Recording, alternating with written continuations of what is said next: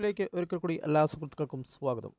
ഇന്ന് നമ്മൾ വാട്സപ്പിൻ്റെ 2 അപ്ഡേറ്റുകൾ, ഇത് കുറച്ച് ദിവസങ്ങളായി വന്ന അപ്ഡേറ്റുകളാണ്. എന്നാൽ കൂടുതലും ആളുകൾ ഉപയോഗിക്കാത്ത, കൂടുതൽ ആളുകൾ അറിയാത്ത ഒരു 2 അപ്ഡേറ്റാണ് ഇന്ന് നമ്മൾ പരിചയപ്പെടുത്തുന്നത്.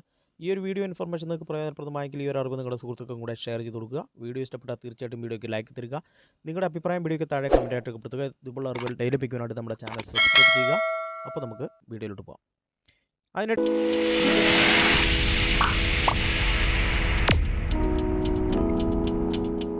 നിങ്ങൾ പ്ലേ സ്റ്റോറിൽ പോയതിന് ശേഷം നിങ്ങളുടെ വാട്സപ്പ് ജസ്റ്റ് ഒന്ന് അപ്ഡേറ്റ് ചെയ്യുക. പ്ലേ സ്റ്റോറിൽ നിങ്ങൾക്ക് അപ്ഡേറ്റ് ചെയ്യാനുള്ള ഓപ്ഷനുണ്ട്, അല്ലെങ്കിൽ വാട്സപ്പിൽ തന്നെ നിങ്ങൾക്ക് നിങ്ങളുടെ അപ്ഡേറ്റുകൾ സെറ്റ് ചെയ്യാനുള്ള ഓപ്ഷനുണ്ട്. വാട്സപ്പിൽ നിങ്ങൾ ഇതുപോലത്തെ സെറ്റിങ്സ് എടുത്തു കഴിഞ്ഞാൽ സെറ്റിങ്സിന് ഏറ്റവും താഴെ ആപ്പ് അപ്ഡേറ്റ് എന്ന് പറയുന്നൊരു ഓപ്ഷൻ പുതിയതായിട്ട് എനേബിൾ ആയിട്ട് വന്നിട്ടുണ്ട്. ഇത് കുറേ അപ്ഡേറ്റുകൾ മുമ്പ് വന്ന ഒരു അപ്ഡേറ്റ് ആണ്. ഈ ഒരു അപ്ഡേറ്റ് എനേബിൾ ചെയ്ത് വെച്ച് കഴിഞ്ഞാൽ നിങ്ങൾക്ക് പുതിയതായിട്ട് വരുന്ന എല്ലാ അപ്ഡേറ്റുകളും അപ്പോൾ തന്നെ നിങ്ങൾക്ക് ഓട്ടോമാറ്റിക്കലി അപ്ഡേറ്റ് ആകുന്നതാണ്. ഇങ്ങനെ നിങ്ങൾ അപ്ഡേറ്റ് ചെയ്ത ആപ്ലിക്കേഷൻ ജസ്റ്റ് ഒന്ന് ഓപ്പൺ ചെയ്യുക. അതിനകത്ത് ഇതുപോലെ നമ്മുടെ സെറ്റിങ്സ് ഏരിയയിൽ പ്രൈവസി എന്ന് പറയുന്ന ഓപ്ഷൻ ജസ്റ്റ് ക്ലിക്ക് ചെയ്യുക.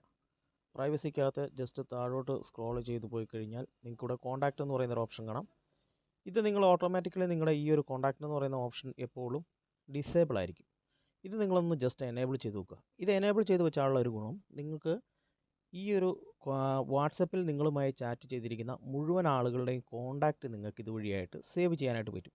ഏതെങ്കിലും തരത്തിൽ നിങ്ങളുടെ ഈ ഒരു ഉപയോഗിച്ചുകൊണ്ടിരിക്കുന്ന വാട്സപ്പ് നഷ്ടപ്പെടുകയോ അല്ലെങ്കിൽ ഈ ഒരു വാട്സപ്പ് എന്തെങ്കിലും പറ്റി ബാൻഡായി പോവുക, അങ്ങനെയുള്ള ഏതെങ്കിലും ഒരു സാഹചര്യം ഉണ്ടായിക്കഴിഞ്ഞാൽ നമുക്ക് മറ്റൊരു വാട്സപ്പ് ഡൗൺലോഡ് ചെയ്യേണ്ട അവസ്ഥ വന്നു കഴിഞ്ഞാൽ നമുക്ക് ഇതുവരെയും ചാറ്റ് ചെയ്തുകൊണ്ടിരുന്ന എല്ലാ ചാറ്റും വാട്സപ്പ് തന്നെ സേവ് ചെയ്ത് വെക്കുന്ന ഒരു ഓപ്ഷനാണ്. ഇവിടെ വ്യക്തമായിട്ട് കൊടുത്തിട്ടുണ്ട്, നിങ്ങൾക്ക് ഇവിടെ വായിക്കാനുള്ള ഓപ്ഷനുണ്ട്. ഇവിടെ നിങ്ങൾക്ക് ഇത് ഫുള്ളായിട്ട് വായിച്ച് മനസ്സിലാക്കാനായിട്ടും സാധിക്കും. ഇത് ജസ്റ്റ് ഒന്ന് എനേബിൾ ചെയ്ത് കൊടുത്തു കഴിഞ്ഞാൽ നമുക്ക് ഫോണിലൊക്കെ കോൺടാക്റ്റ് സേവ് ചെയ്യുന്ന പോലെ നമുക്ക് ഇതിനു മുമ്പ് നമുക്ക് ചാറ്റ് ചെയ്തിരിക്കുന്ന ആ ഒരു ആളുകളെല്ലാം നമുക്ക് ഈ ഒരു കോൺടാക്റ്റ് ലിസ്റ്റിലോട്ട് സേവ് ചെയ്യാനായിട്ട് സാധിക്കും. നമ്മൾ മറ്റൊരു വാട്സപ്പ് ഈ ഒരു ഫോണിൽ നിന്ന് നഷ്ടപ്പെട്ടു പോയി നമ്മൾ വേറൊരു ഫോണിലോട്ട് സേവ് ചെയ്താലും നമ്മൾ ചാറ്റ് ചെയ്തുകൊണ്ടിരുന്ന എല്ലാ വാട്സപ്പും നമുക്ക് ആ വാട്സപ്പ് അക്കൗണ്ടുകളെല്ലാം നമുക്ക് തിരിച്ച് കിട്ടാനായിട്ട് ഈ ഒരു ഓപ്ഷൻ നിങ്ങളെ ഉപകരിക്കും.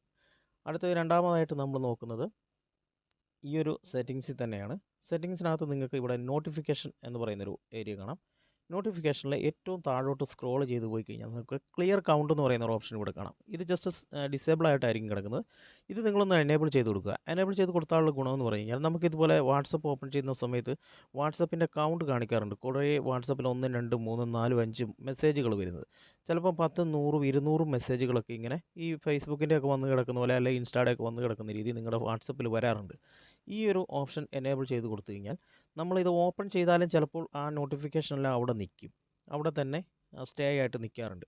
എന്നാൽ നമ്മൾ ഈ ഒരു ഓപ്ഷൻ ജസ്റ്റ് എനേബിൾ ചെയ്ത് കൊടുത്തു കഴിഞ്ഞാൽ നമ്മൾ ഓപ്പൺ ചെയ്യുന്ന ആ ഒരു ടൈമിൽ ആ ഒരു നോട്ടിഫിക്കേഷൻ എല്ലാം ഡിസേബിൾ ആയി പോകും. കാരണം ആ നോട്ടിഫിക്കേഷനെല്ലാം ഒന്നിച്ച് നമ്മൾ ഓപ്പൺ ചെയ്യുന്ന സമയത്ത് ആ ഒരു നോട്ടിഫിക്കേഷൻ ഡിസേബിൾ ആയിട്ട് ഓപ്പൺ ആകും. അല്ലെങ്കിൽ നമ്മൾ അത് ജസ്റ്റ് ക്ലിക്ക് ചെയ്ത് ആ നോട്ടിഫിക്കേഷൻ നോക്കേണ്ട ആവശ്യം വരുന്നില്ല. നമുക്ക് ആവശ്യമില്ലെങ്കിൽ ഇത് ഓഫ് ചെയ്ത് വെച്ച് കഴിഞ്ഞാൽ വീണ്ടും തിരിച്ച് ആ ഒരു ഓപ്ഷനിലോട്ട് തന്നെ നമുക്ക് പോകാനായിട്ട് സാധിക്കും. ഈ ഒരു 2 ഓപ്ഷൻ നിങ്ങൾക്ക് വളരെ പ്രയോജനപ്രദമായിട്ടുള്ള ഒരു ഓപ്ഷനാണ്.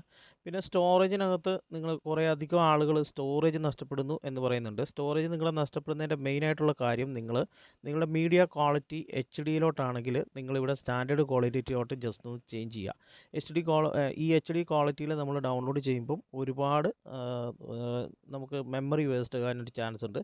പിന്നെ നിങ്ങൾക്ക് മീഡിയ ഓട്ടോ ഡൗൺലോഡ് എന്ന് പറയുന്ന ഈ ഒരു ഓപ്ഷനെല്ലാം നിങ്ങൾ ജസ്റ്റ് ഈ ടിക്ക് ഇങ്ങനെ കിടക്കുമായിരിക്കും. നിങ്ങൾ ഈ ടിക്കെല്ലാം ഒഴിവാക്കിയതിന് ശേഷം ഇവിടെ ഓക്കെ കൊടുക്കുക. അത് വൈഫൈയുടെ ആണെങ്കിലും റോമിങ്ങിലും എല്ലാം കൊടുത്തു കഴിഞ്ഞാൽ നിങ്ങൾക്ക് ആവശ്യമുള്ള ഫോട്ടോസ്, വീഡിയോസും അതുപോലെ വോയിസ് റെക്കോർഡുകളൊക്കെ മാത്രം നിങ്ങൾക്ക് ഡൗൺലോഡ് ചെയ്യാനായിട്ട് പറ്റും.